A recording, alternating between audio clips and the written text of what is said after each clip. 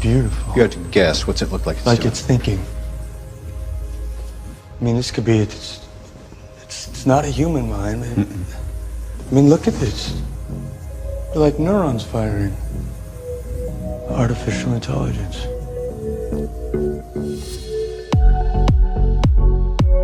Welcome back to GoodFellows, a Hoover Institution broadcast examining social, economic, political, and geopolitical concerns.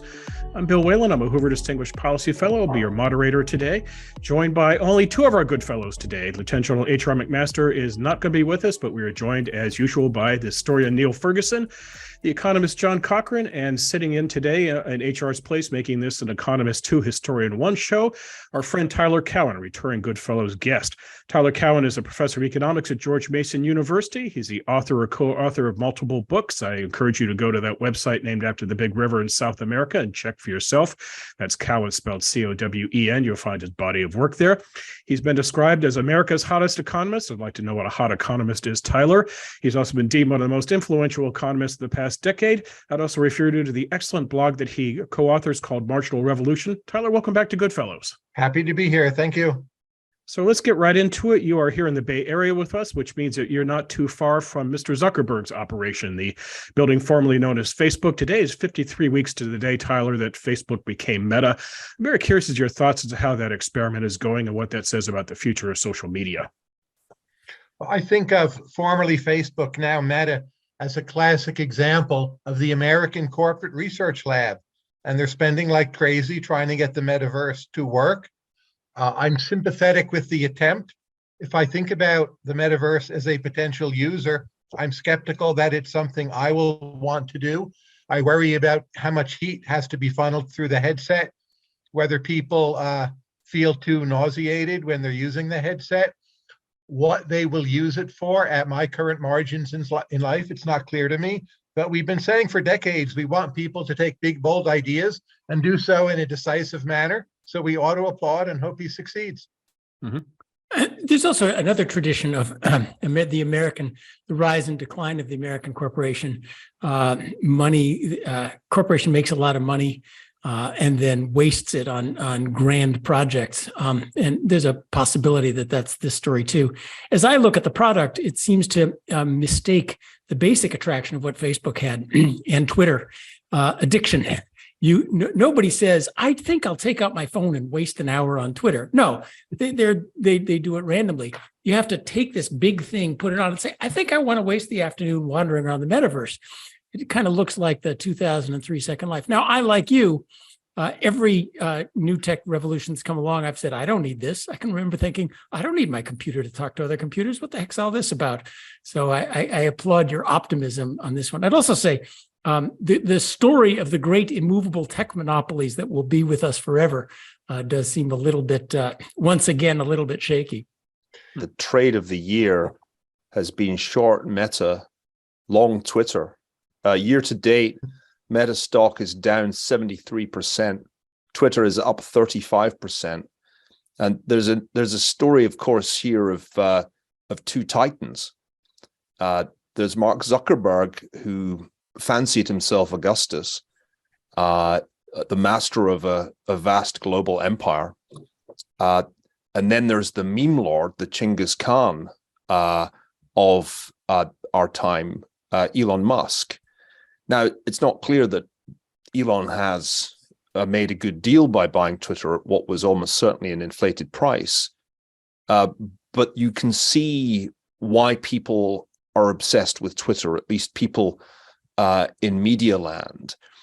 And you can see why they're not obsessed with the metaverse. Now, this is not just old guys.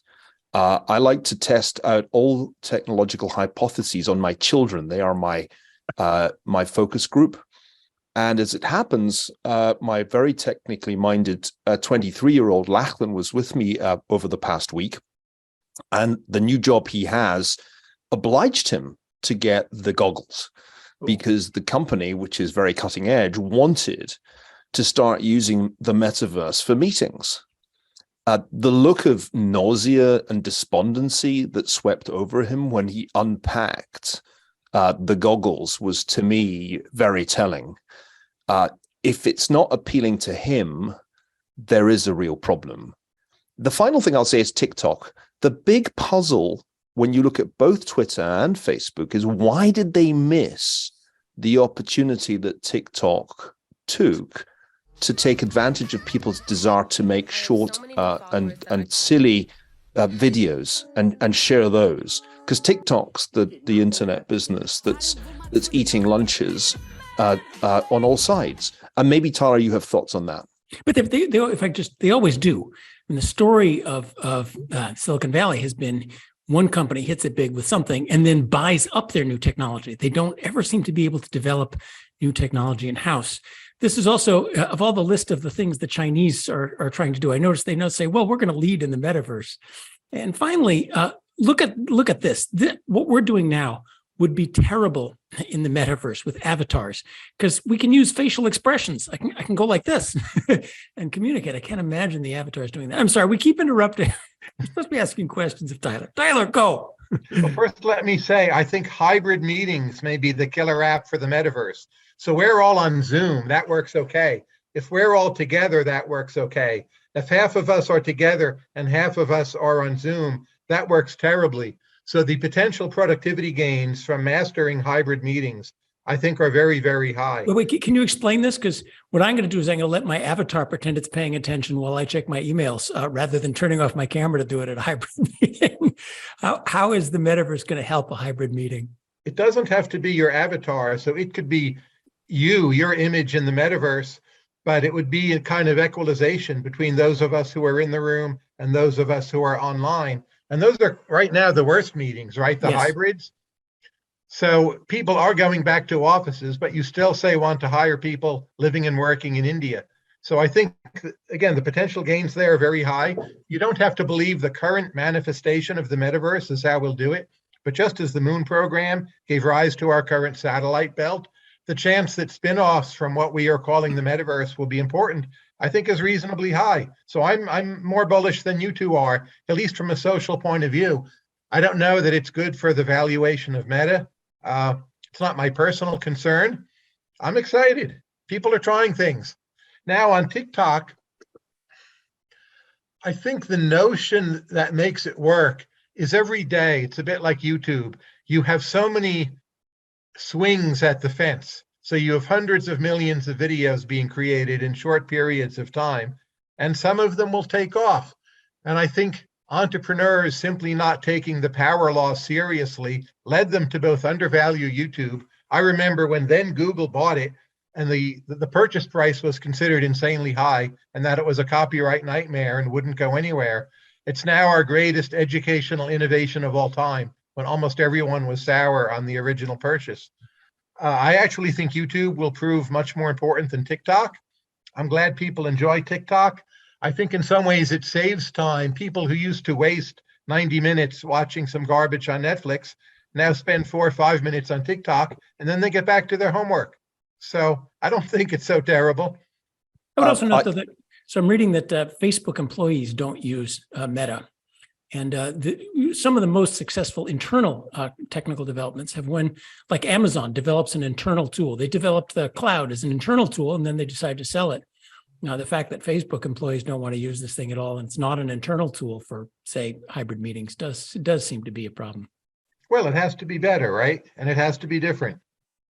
There are all kinds of other intermediate options. I don't know if you know Phil Laban, who has a nice product called MMH. Is better, MMHMM, if I remember rightly, is actually a more interesting option than Zoom, and offers lots of different ways of holding meetings and making the hybrid experience better than the little boxes that have become such a part of our lives. So my guess is that, and it's just a guess, the Meta's version is not going to work, because actually when I look at it, I just see a kind of bad cartoon. It's like suddenly everybody is in one of those Hanna-Barbera cartoons from the 1970s. And I never wanted to see the Hanna-Barbera version of me. But there's probably something that's less fancy, but better than Zoom that could get traction. Tyler, I have a big question for you. And I should know this, but I've probably not read the right blog post. where are you on the working from home versus back to the office, you slaves debate? My sense is that there's an enormous range of views on this, from those who say everybody needs to get back to the office. We're losing all kinds of productivity and positive externalities from working from home, to working from home is the future. Commuting and offices are so 20th century. And I'm not sure where you stand, because in a way, we have to solve that question before we can know if we really need something better than Zoom for what we're doing right now. And this mixes Tyler, the economist, and Tyler, the cultural writer. So, and everything else you do. So please.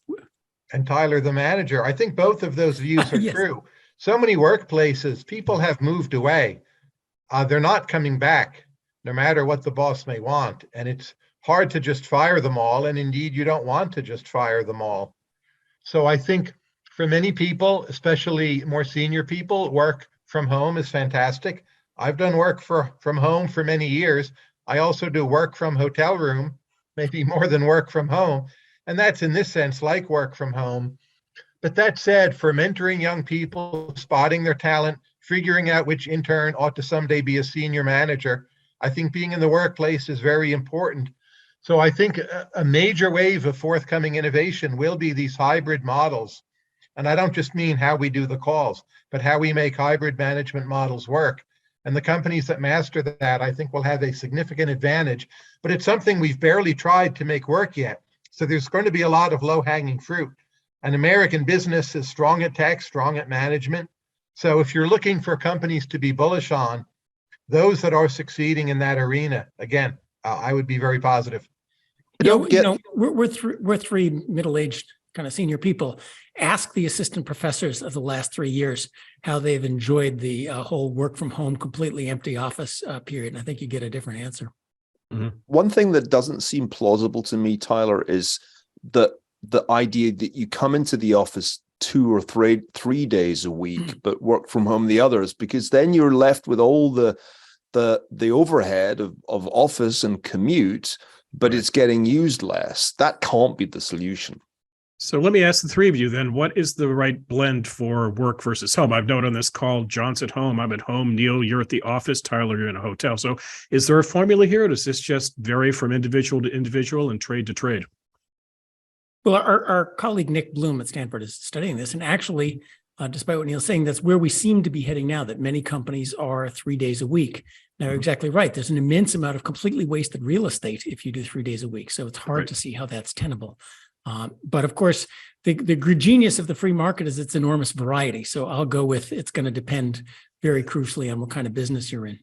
Prices are adjusting, and keep in mind, all those abandoned big box retailers, we still haven't quite figured out what to do with all that space. So if you just imagine office space being much cheaper, and in the much longer run, quantities adjust, I don't see why that should be the problem. Whatever configuration maximizes productivity of output, I think we'll figure out the prices and quantities to support it. Mm-hmm. Neil? I go back and forth on this. It's been interesting to watch the Hoover Institution in many ways benefit from going virtual during the pandemic. Why? Because we then were able to get access to people geographically remote from California, like Tyler, who would have in the past have come here only very occasionally. And we were able to get you when you were on the East Coast in your usual location. I think it was in many ways quite good for Hoover to have to experiment. We wouldn't have probably done GoodFellows if it hadn't been for the pandemic. Right. In my non-Hoover life, I've been running a virtual advisory business for more than 10 years now. We were essentially virtual before the pandemic because we were covering the globe and had people spread all over the world. So we were quite accustomed to it. I come back to Tyler's point, though, that you can't build a team over Zoom. And in particular, you can't train the next generation of people and build their familiarity with your culture virtually, remotely.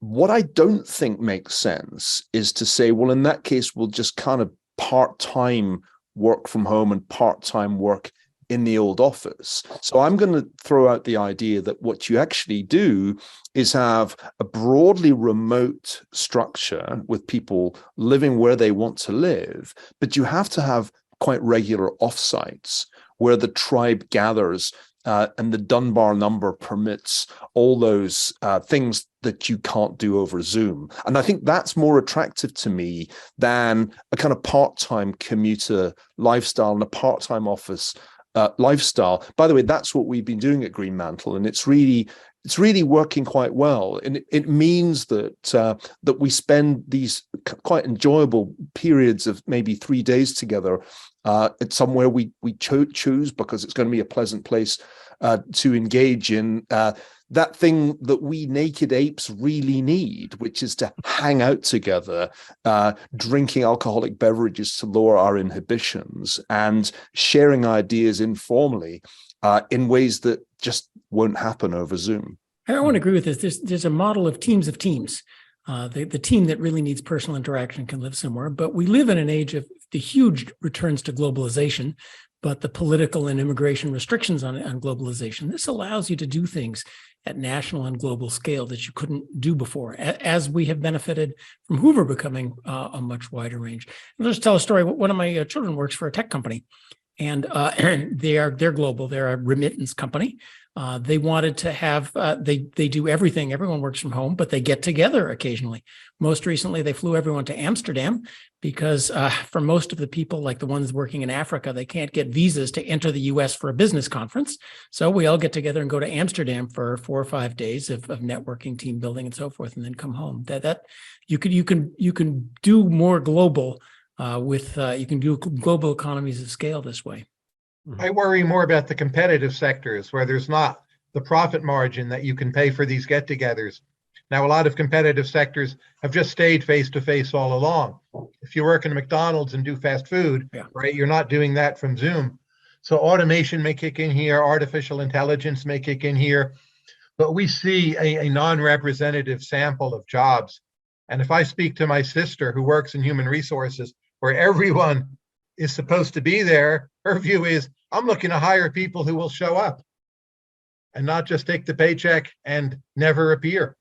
We are talking about a narrow slice of office jobs. And in one of these, again, Nick Bloom had a very interesting reunion on this. And lawyers were saying, I have to be in court in order to argue my case. Salespeople say, I got to be person, press the flesh, shake the hand, have the drink in order to close the sale, get to know people. So not everybody is professors. But I go back to science fiction to resolve all such questions. And Neil Stephenson's Snow Crash still seems to me the best visualization of what a world with a metaverse would look like. I think Neil even coined the term metaverse.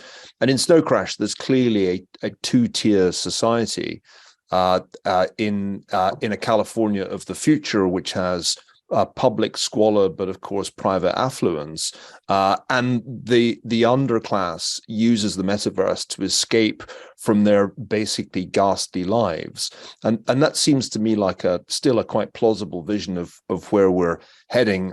Tyler, I don't know if you think that Snow Crash needs to be updated or whether there's a better dystopia that fits the near future for us.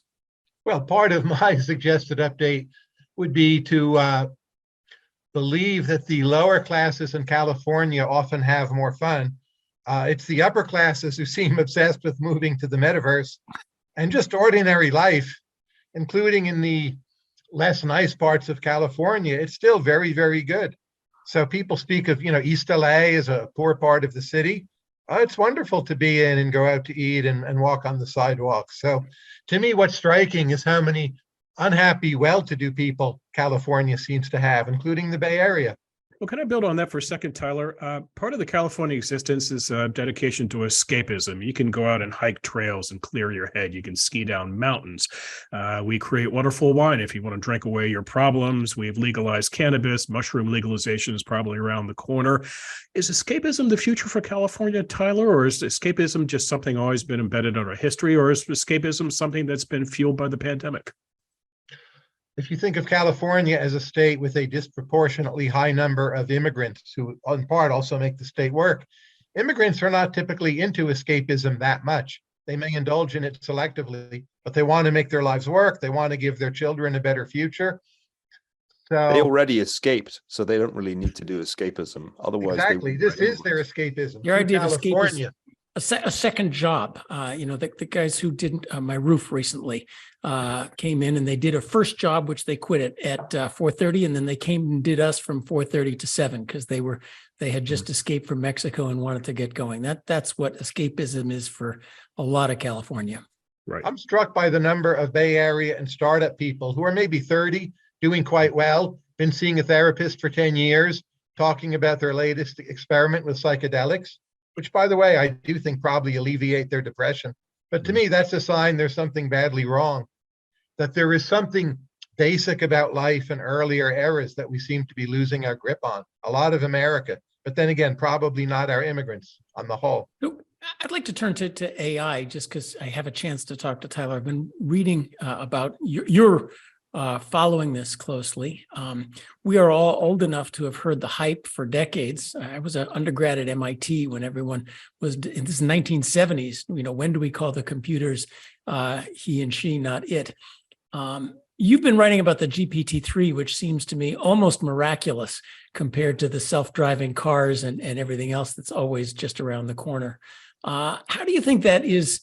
First of all, I still don't see the model. If you just sort of follow sentences with what happens on average after the words, I don't see how you get paragraphs of coherent prose and structure. Why don't we spend a minute and explain what GPT-3 is? Well, yeah. Tyler, go on this topic. First, the hype is usually correct. It's just 40 years too early in many, many areas. So listen to the hype, but don't listen to the talk about timing. GPT-3 is a language learning program that can, in essence, process prompts and give you very varied kinds of output, typically written. There are also image generating programs. Stable Diffusion is the one that is open to the public, where you can feed it prompts and it will give you often quite interesting, quite vivid visual images. Both Stable Diffusion and related programs and GPT-3 are quite recent creations, and they have become democratized much more quickly than people expected. I'm not entirely impressed by GPT-3, but I have seen later models not yet released that just knocked my socks off, and I'm not entirely at liberty to discuss. But the notion that we will use the next GPT, or whatever we call it, to in essence process all of our information, think of it as a better Google. Rather than asking it for links, just ask it for the answer, and it will give you some version of what you think is the correct answer. And the John Cochrane version of the answer will be based on fiscal theory of the price level. Maybe someone else's answer will be based on the quantity theory of money, and it will know this and do it for you. And within a few years, I think it will entirely reorganize how we use the internet, for whom the internet is good, what an internet marketing strategy looks like. And so much of that will be intermediated through the new AI creations. And people are underestimating this. They're all asleep. I think the time is finally upon us. I have seen the future, and it is going to arrive in the next few years.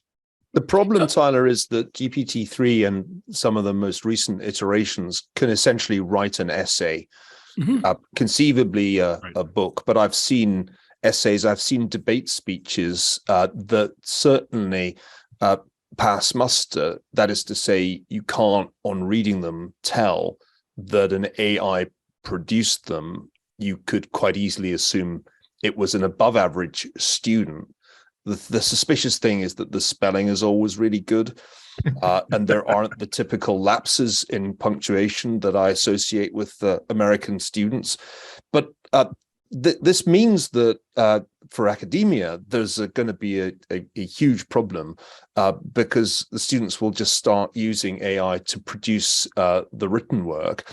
And pretty soon, economists who are bad writers anyway, with all due respect to you gentlemen, will get the articles written by AI. In fact, I saw on social media just this week an economist boasting about how well this already worked. And this is probably good news for those of us who have to read economics articles. But what does academia look like if the prose is in fact being generated by AI?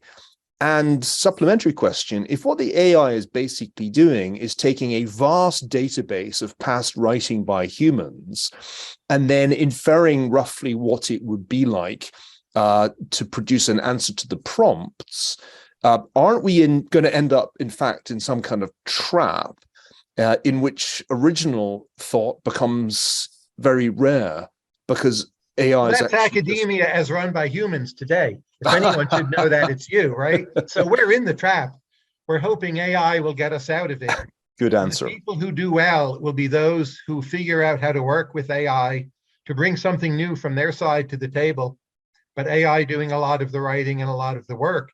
And Hoover, other institutions, think tanks will face this issue. Someone will submit an output and they'll be honest and they'll say, this is 83% AI. And do you publish it? Do you put their name on it? What kind of footnote is attached? It will change everything. The general issue is just there's now a much better aggregator of information. And when you carefully think through how many institutions we're familiar with engage in aggregating information, that's why I think so much will change. I think we'll adapt to it. I think 15 years from now, it will feel pretty fine, the way we've all adapted to a world with Google and the internet. But man, it's going to be a big change. I want to be ready for it. Well, everything in tech so far, there's the dystopian nightmare of the tech takes over, and then there's the factual reality of everything since the first looms, that this is a tool that enhances human abilities, although raising and lowering some people's productivity. So this looks like a tool for writing. As The Economist, I saw the same Economist. It was just interesting. The Economist put out a paragraph and said, I'm tired. Let's just send this to GPT-3. GPT-3 filled in 3 following paragraphs, which actually had pretty interesting ideas in them. So this becomes a tool. Now you have to edit which one of those you like, but it becomes a tool. I don't, academic papers submitted for publication, those have to be original. So in some sense, that's not the obvious application for GPT-3, which, as far as I'm understanding how it works, is always going to be reversion to the mean. It's going to give you kind of like the average of what would follow these things. It's better than journalism, that, Twitter, Substack. Those are just going to be 99% written by bots. If suppose your job is to write a Substack, you'll just put in a prompt, let the AI fill it out. It's going to overwhelm the internet. You're talking to somebody who has to write about 2,000 to 3,000 words in the next couple of hours, doing what I've done since I was a schoolboy, turning my ideas into prose. I use a keyboard, but in a previous era, I was doing it with a pen. And what we're talking about here is my obsolescence.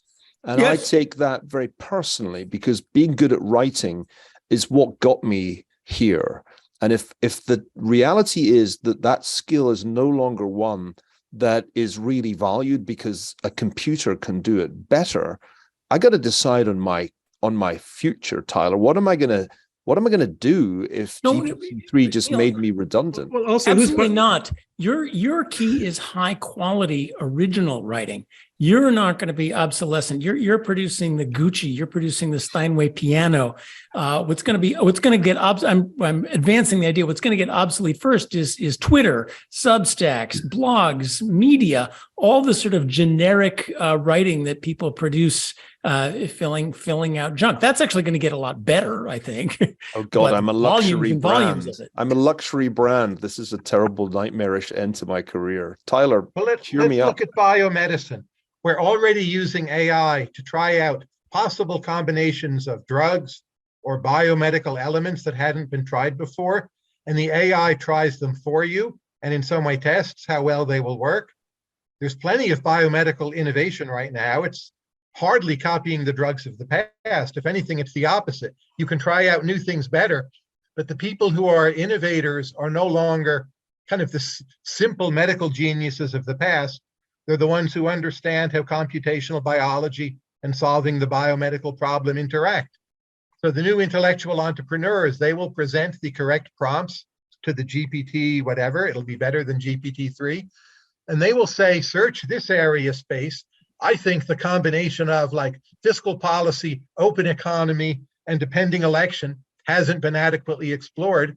Please give me a rapid printout on which combinations of those ideas have not been covered. And you'll do a bit of the writing and it will do a rest of the writing. It's a very different task from what you're used to, but there's still a role for you. There's a role for your smarts. You'll have to relearn the entire craft, which you may or may not decide you want to do, but it will be much better for new ideas. What it will do is weed out ideas that are not new. And you can imagine readers all having their AI programs that'll just scan all the text out there. Like, oh, Ferguson's latest column, how new was that? It'll have a newness score. And if it's really new, it'll have a high newness score. Yeah. If it's not, it won't. And that's how it's going to be. You'll become like a Supreme Court justice with a whole bunch of clerks who do a lot of the hard work for you, and you get to put the big picture on it. But the second thing you mentioned seems to me very relevant. It ought to be pretty easy to write a program that detects how much of this was written by the AI and how much of it was original. I like the newness score idea. I think there'll be some readers, like they want the real John Cochrane, the real Niall Ferguson, the real Taylor Swift, but it will be a hybrid output. What about the real Supreme Court? I mean, why don't we just fast forward to a future in which the Supreme Court's judgments are written by AI? I think maybe the luxury brand solution is the one that makes most sense. It struck me more than 10 years ago that the public sphere was kind of dying, was going to be permanently destroyed by the advent of network platforms optimized to sell ads, and that a rational actor would want to withdraw from the public sphere because it was going to become incredibly toxic because of the way the algorithms work. And so, in fact, I've spent a large part of the last 10 years not working in the public sphere at all, because I think intuitively I knew that the only real way forward was to become somebody with a very, very small and private market, but with a luxury brand price tag. So I think what happens in the world you're describing, Tyler, is that the public sphere becomes entirely fake, and people who want to exchange ideas as human beings have to retreat into the private sphere, knowing that there's no point participating in a sphere in which algorithms award newness scores to content. I'm just going to vanish altogether and meet a few select people, probably in an Italian town. You'd want to do this in Italy, and offer the intellectual equivalent of very, very high-end Italian fashion. I agree with much of that, but I would challenge the use of the word fake. Would you say to an author, oh, your book is fake, you wrote it by, visiting plenty of libraries? So I think our understanding of fake will change, and quality will be high. There'll be plenty to read, plenty to listen to, images to look at. I think it'll be a lot of fun. So until the AI-powered war breaks out and brings the entire edifice crashing down. One of the things that struck me when I was reading the Eric Schmidt, Henry Kissinger book on AI was that its most disturbing insight was that if you let AI do war the way it does chess, then war itself would be conducted very differently, with the AI general perhaps sacrificing its own quote unquote pieces in ways that a human general wouldn't. And for me, the most disturbing implication of that book, and I know this is what Kissinger thinks, is what happens when the domain of war becomes a part of this brave new world. Is that something you've thought about? Because I could certainly see a way in which AI does something cataclysmic if it's sufficiently armed. This could be the number one issue in the world right now, but I think at least in the medium run, it's a major advantage for the United States. We don't have a number of troops advantage. If you look at the new AI products that we see, they do come from the West, and typically from the US, a bit from Southern England.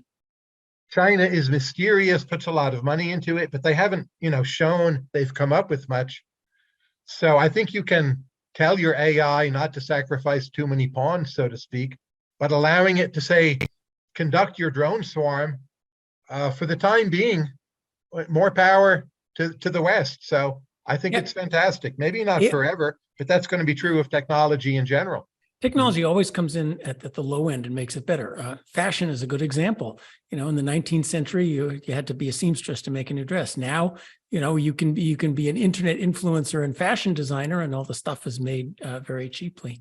And I think the same will happen in the military. Our military is just amazing to see how Western and our militaries are doing by knowing what they're doing at the squad, platoon, and individual soldier level.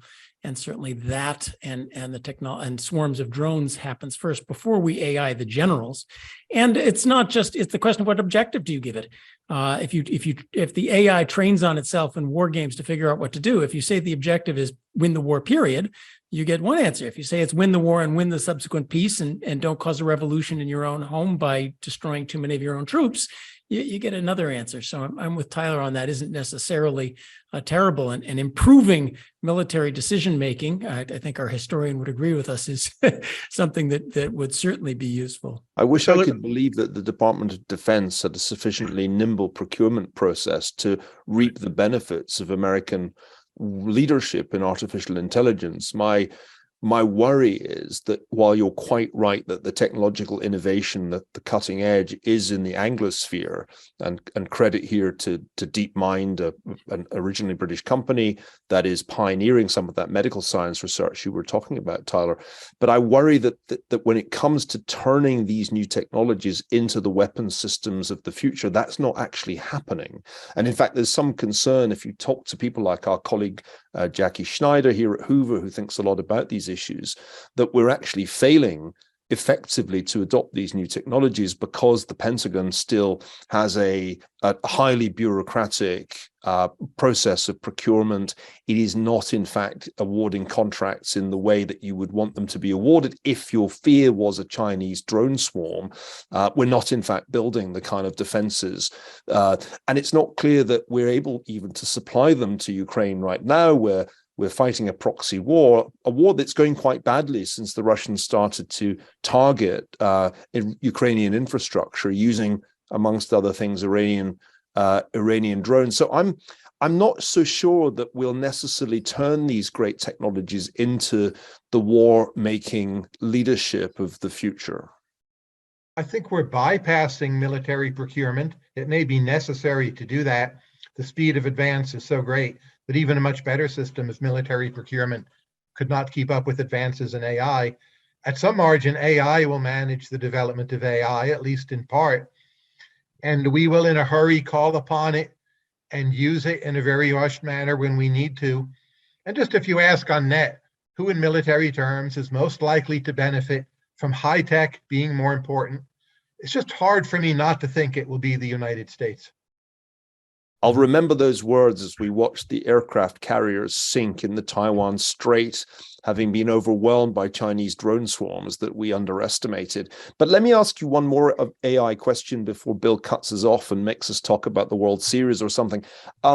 It's what happens when, I don't know, Greta Thunberg and Al Gore are empowered to ask a powerful general AI, can please solve climate change?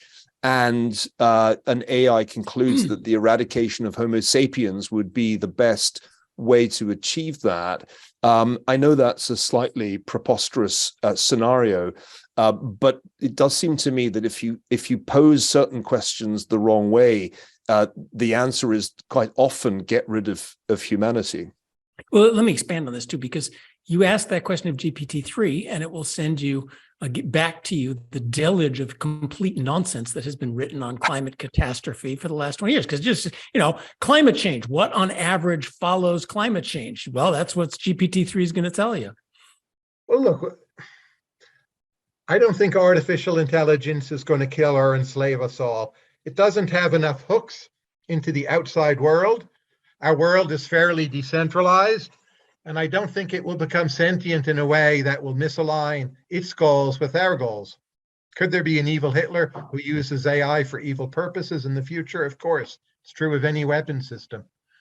So you have to compare it to human systems, which are highly imperfect and static.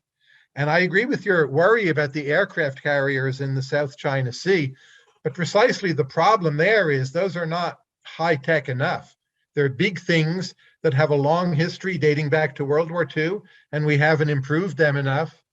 So it's a turf where China, even without the swarms of drones, maybe just using hypersonics, can take out our aircraft carriers. We need something better. I think AI is going to help propel that something better. So, and to wear my historian's hat for a moment, the problem about being number one, about being the dominant empire or great power, is precisely that you get wedded to the weapon systems of the generation that brought you to that position. And I see plenty of evidence that the US has that pathology that was very much a part of Britain's problem between the wars. My sense is that we're actually on a course to replicate the British predicament circa 1940, because we're pursuing, I think, quite reckless policies in Eastern Europe, in the Middle East, and in the Far East. And not enough attention is paid to that historical danger. Thus far, our conversation has been tremendously forward-looking. We've talked about future scenarios on the basis of assumptions about technological innovation. We haven't really talked much history. And history tells us that Britain had plenty of technological options open to it from the early 1900s onwards that it didn't translate into military capability. And the result was ultimately near catastrophe in 1940, and by 1945, total exhaustion. Tyler, what probability do you attach to the United States repeating some version of British history? I don't think we're likely to make the British mistake. It seems to me that in Eastern Europe, we may lack the political will to see through a good solution, but our equipment has performed, compared to the Russians, far, far better than was expected. If I think about China, the major risk would be Taiwan falling, which perhaps we cannot prevent with any technology, and that spreading to a series of other conflicts around the world because American credibility is lower. Very different from the problems of the British, but you could imagine if Taiwan falls or is in danger, Israel and Iran start a war, other hotspots break out. I don't know how to fix that problem. But it seems to me the core issue is that Taiwan is very hard to defend given its relative size and where it is. So Germany, technologically speaking, was doing pretty well relative to England. I don't see that we have a rival like that. We have a set of allies that China can't match. China itself appears to be much more bureaucratic than we had been thinking. Look at their zero COVID policy and its persistence, their economy slowing down, population aging. Use of English is spreading. US soft power, I think, is still pretty incredible, partly through the internet. So I just think it's a very different set of problems. The main one, Taiwan, I don't know how to solve. I think we should be worried, but I don't think it's parallel to the British experience. Well, also, the thing you're mentioning really isn't technology. It's the ancient historical fact of a peaceful empire descends into hidebound bureaucracy and old interests. And so the guys who liked battleships kept going on battleships, even though it was perfectly obvious aircraft carriers were the next thing, until competition came along and said, those battleships are useless. You need more aircraft carriers. My impression was that the UK had plenty. The Spitfire was a darn good plane. They had technology. They just didn't deploy it in the right places. In the First World War, there was plenty of technology. It was just the generals didn't see how the technology changed the proper tactics. I think the main French general refused to use the telephone because he said he did not understand the instrument. Well, there's a misuse of the new technology. So the problem of hidebound bureaucracies that develop in slowly decaying societies is an old one. But I'm also optimistic. Excessive debt, John. I mean, it strikes me that yes, as I've got two economists captive, I should raise the prospect of the classic problem of any great power, the problem that arises when your debt service costs exceed your defense budget. That's going to happen to the US this decade with very high probability. And it strikes me that that's one other way in which the British problem repeats itself. The reason that Britain couldn't really have a credible solution to the Singapore problem, which is the analogy, I think, with Taiwan, was that it couldn't actually afford a defense budget large enough to deter Germany and Japan, not to mention Italy. And I think the US is soon going to be in the position that it can't actually afford, because the defense budget is going to shrink relative to GDP and interest payments are going to consume a larger and larger share of tax revenues. It won't be able to afford credibly to deter China and Russia and Iran. Discuss. But China has a worse debt problem than we do, right? It's not mainly at the federal level, it's at the local level, it's through special financing vehicles, it's at the real estate level. But our intertemporal trajectory of national wealth, not GDP, but national wealth relative to debt, I would much rather hold the US portfolio than the Chinese portfolio. And their total fertility rates are low and plummeting. Getting rid of the one-child policy hasn't helped. Ours is lower than it should be, but it's about what, 1.7? We have a much better history of taking in, absorbing, and attracting excellent immigrants, including yourself. So I've still got to be bullish North America. Me too, because our economy is hidebound and decaying, and I pull my hair out at all the sand in the gears until I go look at Europe or the UK or anywhere else in the world where we are. Europe stopped growing 10 years ago. It doesn't look like it's going to start again. China grew like crazy, but we're all kind of seeing the ends of that happening if they're not willing to free up their political system. So there is some hope there. Yes, but you could have said all of those things in the 1920s about Germany and the Soviet Union. You could have said, "Oh, well, you see, I know we have problems in Britain, old chap, but the Germans have catastrophic hyperinflation and they can barely run a democracy. And as for the Soviet Union, well, the madness has put the Bolsheviks in power." Fast forward to 1939, and Nazi Germany and the Soviet Union essentially take over Europe. And the only thing that really bails out the UK is that they eventually fall on one another. So I think one has to be careful about telling oneself just so stories about how strong the United States is and how weak China is, because partly what happens in the case of a totalitarian regime is that its very weakness, its very problems lead it to take strategic risk that we in our complacent Western way underestimate. I constantly talk to people who tell me, "Oh, you don't need to worry because they're not going to try and invade Taiwan. They're not ready. It's going to take years before they can risk it." And then we get into the narratives about America's underlying strength. That underlying strength could disappear in an afternoon if the Chinese surprise us by taking Taiwan, and we are then confronted with the challenge of how to take it back over an enormous distance with the Chinese armed in a far more formidable way than they were in the 1990s. So I hear you, Tyler, and I've made those arguments myself. But in my role as devil's advocate on GoodFellows, I have to say that you could have said all that stuff about Britain in the 1920s, and people did. Churchill, who was the rare voice warning of disaster, was derided, was accused of being a warmonger and a militarist, in just the same way that the more hawkish arguments that get made these days in the United States are often dismissed. So I get a little nervous about this because it can all change very suddenly if China takes a risk. And I think Xi Jinping is putting China on much more of a war footing than people realize. I do think China will try to take Taiwan, and in the next 10 years, and it may be disastrous for the world. But I don't see them as an expansionist power in the same way Nazi Germany was. And the world will somehow have to adapt to the new geopolitical configuration. And China is surrounded by India, Japan, a possibly nuclear Japan, a very hostile Australia, still some American military presence, even if we fail in the task of defending Taiwan. And they're hemmed in, and Russia does not love them either, as you well know. So, could they have an even stronger sphere of influence over Cambodia and Laos? Absolutely. Already, they can have their way in a lot of local issues. But I don't think it's going to go beyond that. Well, I read Hal Brand's talking about the containment coalition that brings the United States together with Australia and the UK and Japan and India. And when I get to India, I start to ask myself, is this really credible? Because a lot of our strategic thinking has assumed that we can convert India into an ally.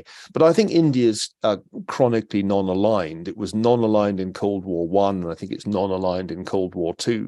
So I hear what you're saying, but I think you got to be careful here. China and Russia are not natural allies, but we have helped them get together. And that partnership is certainly an aggressive, an expansionist one. That's why about a quarter of Ukraine is still a scene of ongoing warfare, why China is building an enormous military infrastructure in the South China Sea. And if China plus Russia continues to pursue aggressive policies and Iran joins in we confront a proper axis. When the term axis of evil was used back in the time of George W. Bush by David Frum, it was in fact a rhetorical artifice. The concerned parties were not in any kind of meaningful relationship with one another. There is now an axis of ill will, let's call it that. And I think it has a significant capacity to expand and to destroy. The destruction of Ukraine is the thing that we keep underestimating. Russian economy down 3%, Ukrainian economy down 30%, and probably more than that now that the critical infrastructure is being knocked out. So I don't want us to be complacent on GoodFellows about where this could go. We might end up in the end victorious, as indeed the West was in 1945, but it could be a very, very costly victory, as it was in 1945. Let me mediate a little bit. Unlike 1939, China is not threatening to invade the United States. So it's not quite like the situation of the UK facing Germany. But yes, they're probably will try to take Taiwan. Their goal is something like the Soviet Union taking over Eastern Europe after World War II. So an expanded sphere of influence, perhaps an axis of evil. That would be a tremendous setback for the U.S. And part of the problem is it's so much more costly to fight a war way over there than it is for the. So we could lose that and set ourselves, it would look about it like 1950 looked in Europe to the United States, which would be a tremendous setback for us. And back to Neil's first question, we go into this war with 100% debt to GDP ratio. And, how do you fight a war? You borrow a ton of money. And, a good country can successfully borrow 100%, maybe 120% of GDP to fight a war if they start with nothing. But if you already started 100% of GDP, your fiscal resources to fight a sustained war are in much deeper trouble. I would agree India will never be our ally, but India is an obstacle. It's growing at over 5%. It's the world's most populous nation. They have nuclear weapons, and they really do not want China to be all too strong. So I think we will tenuously hold on to matters in an uncomfortable but probably muddle through kind of way.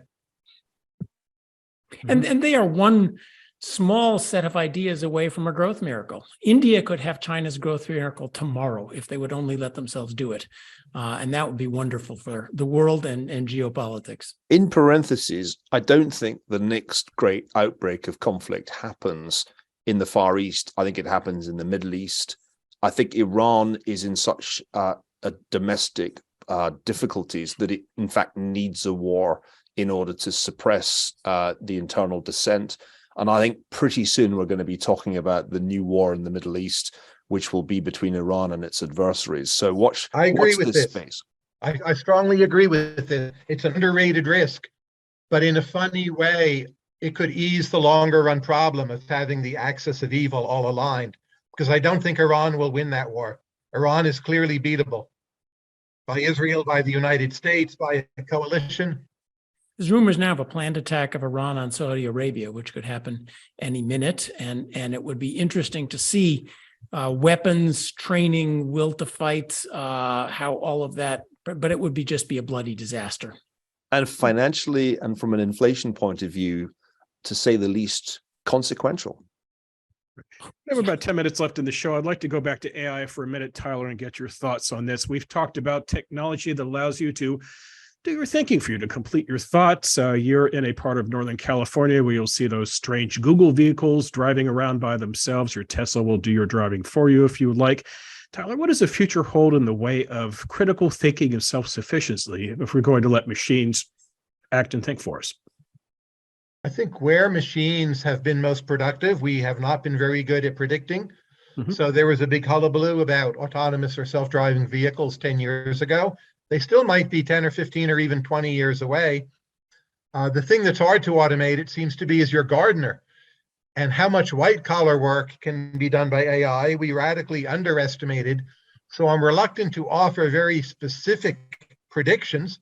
I just would say I talked to a lot of people in the AI area who I thought were a bit crazy 3 years ago. And over the last 3 years, they have been repeatedly surprised by AI itself. And AI is doing far better than what they had expected. And I think their point of view essentially has been proven to be correct. We're in for a series of revolutions. not starting in the next 6 months, but well within 5 years. And it will have chain reactions that none of us can predict, including for the military. And that would be one of my predictions from this session, like risk of war with Iran soon, deeply underrated, positive risk of radical transformation from AI, also deeply underrated. So what do you think, talking about your own life for a moment, AI will transform? You're a tremendously productive individual, a polymath. If we fast forward a few years, what do you think will be different about your own life? I will be ready, or I will try to be ready. I think public intellectuals will be a bit more of an impresario, juggling a bunch of AIs and also human collaborators. And just as I moved into blogging, moved into YouTube, moved into Twitter, in all cases pretty early, I'm at this moment thinking through what I will do with AI. I don't think I can get very far till it is here and available, but I absolutely do not expect to be behind this curve. I think I'll at least, on average, be with the curve. And I'm ready for a lot of change. Absolutely. Bring it on. I'm 60 years old. I'm not about to retire. And I think it will be thrilling and exciting. But man, so many people will be obliterated in their influence. Which trends of the last, 10 or 20 years did you not get on board with? Because part of the challenge here is picking losers as well as winners. I did not become a blogger, and I counseled a good friend, Andrew Sullivan, not to become a blogger because I thought it would drive him insane. And I think it very nearly did, to be writing every day. We talked earlier about the originality variable. The variable I've always wanted to capture is the pages read to pages written, or words read to words written ratio, where blogging encouraged people to write far too much in relation to what they were reading. And I don't regret having passed on blogging. I passed on TikTok. I pass on a lot of things. I'm not at this point ready to go substacking. So I want to hear about the things you didn't do. You've been very cutting edge as a public intellectual, but you haven't done everything. Well, the thing I focused on in the last few years is talent identification. And we'll see how much AI disrupts that. But through my program, Emergent Ventures, we now have about 350 winners, and we support them financially. And we believe we have good means of identifying young talent and advancing it. And I think that will not be disrupted for some while. So I have a diversified portfolio, and I think of my public intellectual outputs as part of the bat signal that draws talent to me or to us. And that's a very nice synergy. But every day I wake up, and early in the morning, I'm thinking, what can I do to be ready for the changes? And again, I clearly don't have good predictions, but I'm asking that question every morning. And the other people out there, I don't see that they are. So I'm kind of modestly optimistic about how my enterprises will go. Are books just part of the bat signal? They're a very part of the bat signal. Arguably, I should travel more and read less to learn things, because what I learned from reading, probably AI will do that quite well, right? But what I learned from traveling, it seems much harder for AI to learn that. But I want to echo Neil's frustration, because we're all old enough to see if many technologies come and go. And the early adopters spend an enormous investment on something that ends up not really being that useful. Just look at Zoom, which we're all looking at right now. Microsoft Teams is still out there. It's awful, but why? It's just a little bit wrong because it's so hard to use. You invest. I for a while invested a lot in C++, and turns out that was a mistake because it was a terrible language, and I should have been investing in Python instead. We're old enough to have seen investments too early and made in the hundreds of technologies that didn't work. So I wonder, when does the Zoom of GPT-3 come along, the easy to use and popular version? And can you tell me when that's happened, so I can not waste my time on the 5 versions that won't turn out to be useful? I would be short Zoom. I think it will be improved upon quite soon. And I actually would be short TikTok in terms of influence. It's striking that on TikTok, you can get an enormous number of views, but reputations don't get built in the same way as on YouTube. And people who do well on TikTok, they're often seeking to move to YouTube, because that's where they can internalize their reputation and monetize it. So I'm not sure that viewer interest in TikTok will go down. But in terms of trying to get things done on TikTok, I would be very short TikTok. And that, I mean, those are my bets. Mm-hmm. So Tyler, we have just a few minutes left. I have two questions for you. First of all, just reading your blog, Reading Marginal Revolution, you get into Taylor Swift, you get into Monty Python. I'm curious as to just how you find this information. But secondly, one thing that artificial intelligence can't do, I think, it can't go into a restaurant and review the food. I think AI restaurant reviews will be very good soon. That's one thing it can do. It just has to read the other reviews and know something about Sichuan cuisine, be able to read the menu. I feel most of the restaurants I review, I could review them without visiting the restaurant. By looking at the menu and reading other reviews, I can be pretty accurate. It's not what I do, but if I wanted to, I could.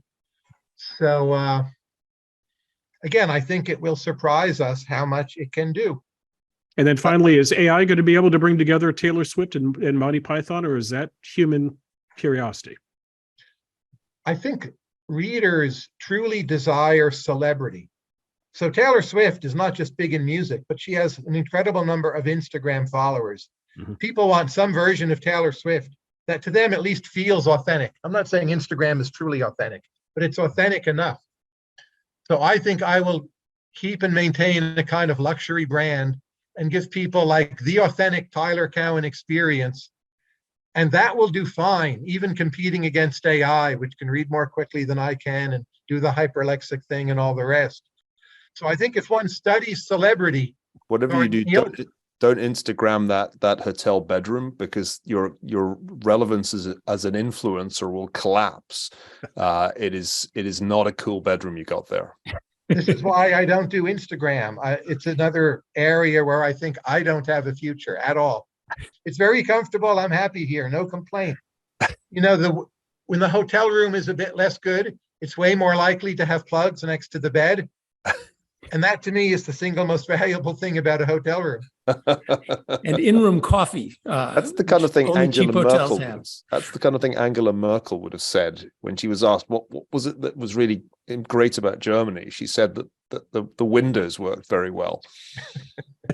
High praise indeed. Well, Tyler, we appreciate your coming on today. Our apologies for the hotel room, but if you come out again, I'll tell you what, we'll put you in Neil's office. We'll put Neil in the hotel room. Neil, I was not going to ask you, and I was not going to ask you about the World Series, Neil. That's an HR McMaster question. So another day on that, my friend. That's it for today's GoodFellows. We hope you enjoyed the conversation. On behalf of my colleagues, Niall Ferguson, John Cochrane, our special guest today, Tyler Cowen, all of us here at the Hoover Institution, we hope you enjoyed the talk. We'll be back soon with an episode. Until then, take care. Thanks for watching. If you enjoyed this show and are interested in watching more content featuring HR McMaster, watch Battlegrounds, also available at hoover.org.